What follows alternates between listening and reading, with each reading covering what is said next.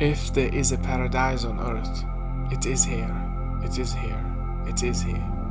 So reads a couplet by the famous Persian language Indian poet Amr Khusro. The verse is often said to refer to Kashmir, long regarded as the most beautiful region on the subcontinent, a favorite of Mughal emperors, so much so that Emperor Jahangir, when asked on his deathbed as to his most cherished memory, is said to have replied, "Kashmir, the rest is worthless."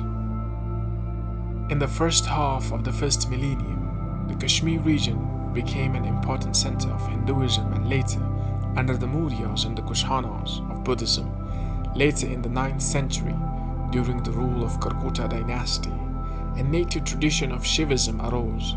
It flourished in the 7 centuries of Hindu rule, continuing under the Utpala and the Lahora dynasties, ending in the mid-14th century. Islamization in Kashmir began during the 13th century, accelerated under Muslim rule during the 14th and 15th centuries, and led to the eventual decline of Shivism in Kashmir.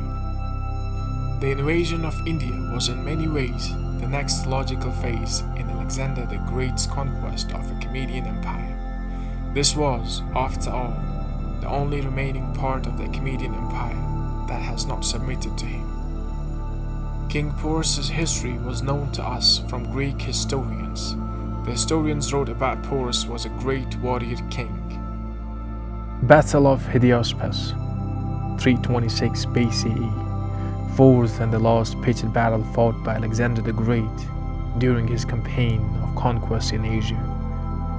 The fight on the banks of the river Hydaspes, commonly called the Jhelum River.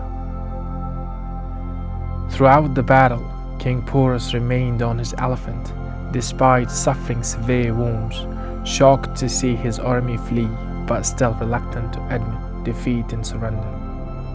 Alexander approached the proud, defeated king and asked him how he wanted to be treated, to which Porus responded that he wanted to be treated as a king.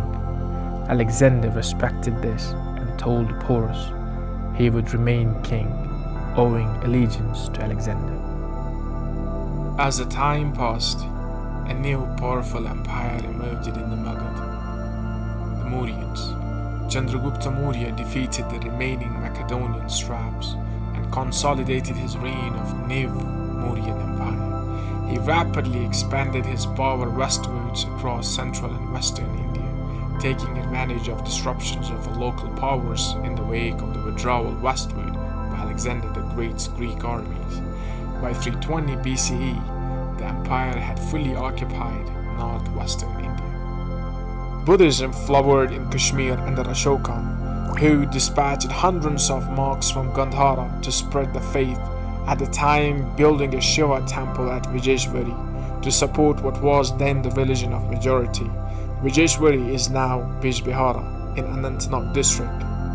Buddhism continued to blossom in a close proximity to Hinduism under Ashoka's son and grandson, as well as under the Kushana kings who captured Kashmir from Mauryan Empire in its decline. The Kushanas are believed to be of Turkic origin and possibly belonged to the Xinjiang and Gansu regions of modern China.